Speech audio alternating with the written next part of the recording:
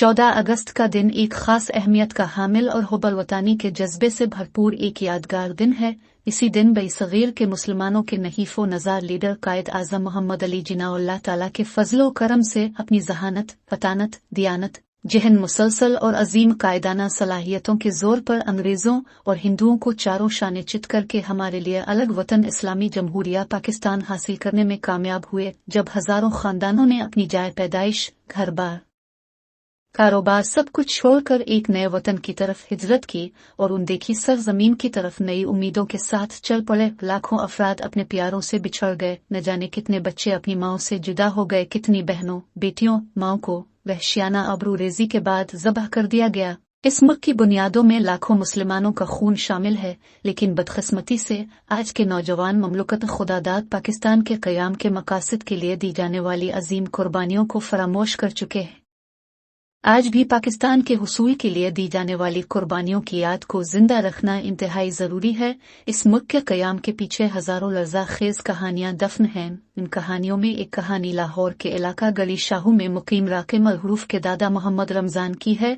जब मैंने अपने दादा से ये दास्तान सुनी तो इस वक्त उनकी उम्र 82 साल थी। बरसगीर पाक व हिंद की तकसीम को 50 साल से ज़ायद का अरसा गुजर चुका था, लेकिन इस तकसीम के नतीजे में मोहम्मद रमज़ान और उनके ख़ानदान पर गुजरने वाली क़यामत का एक एक लम्हा उनके जहन पर नक्श था। तकसीम के दौरान गुजरने वाली क़यामत सगोर के वाक़यात मोहम्मद रमज़ान की ज़बानी सुनते हैं। मेरा ख़ानदान बरसगीर की तकसीम से पहले अमृतसर के मशहूर इलाका खजाना गेट का रिहायशी था। तक़सीम हिंद के वक्त मेरी उम्र 28-29 साल थी। मेरा एक बेटा और एक बेटी थी। अमृतसर में हमारा चारपाइयाँ बनाने और बर्तन कली करने का वसी कारोबार था। पाकिस्तान का क़याम 26 माह रमज़ान अल मुबारक 1368 है बमुताबिक 14 अगस्त 1947 अमल में आया। ये अल्लाह ताला की किसी खास मसलहत मशीयत की तरफ इशारा था, क्योंकि ये रात लैलतुल क़द्र थी। अगला दिन 27 रमज़ान अल मुबारक और जुम्मातुल अलविदा था और उसके 3 रोज़ बाद ईद अल फितर आने वाली थी। मुसलमानों के लिए ये हर एतबार से एक मुबारक रात, मुबारक दिन और मुबारक माह था। पूरे हिंदुस्तान के मुसलमान खुशी से फूले नहीं समा रहे थे। जश्न आज़ादी की तैयारियों में मुबारकबादें दी और ली जा रही थी। नारा तकबीर बुलंद हो रहे थे। गली गली, गांव गांव और शहर शहर पाकिस्तान जिंदाबाद और कायद आज़म जिंदाबाद के फलक शिगाफ नारे गूंज रहे थे।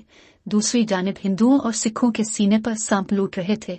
इनके यहाँ सोग बर्पा हो गया, सफन मातम बिछ गई और आहो बका शुरू हो गई। तक़सीम हिंद के ऐलान के बाद पूरे पंजाब में हिंदू सिख मुस्लिम फसादात फूट पड़े। 15 अगस्त 1947 को हमारे गांव के मुसलमानों सिखों के मजालिम के डर से अपनी इज्जतों और जिंदगियों को बचाने की कोशिश में बेसरो सामानी के आलम में अपने घर बार छोड़कर पाकिस्तान की तरफ रवाना हुए। अभी चंद किलोमीटर का फासला तय किया था कि सिखों के एक मुसल्ला जत्थे ने हमारे काफिले पर बंदूकों, तलवारों, किरपानों, नेज़ों, बर्छियों और कुल्हाड़ियों से हमला कर दिया। इस हमले में अपनी बहनों और बेटियों की इज्जतों के दिफा के लिए काफिले के हम चंद मुसलमानों जवान सीना तान कर सिखों के मुकाबले में खड़े हो गए।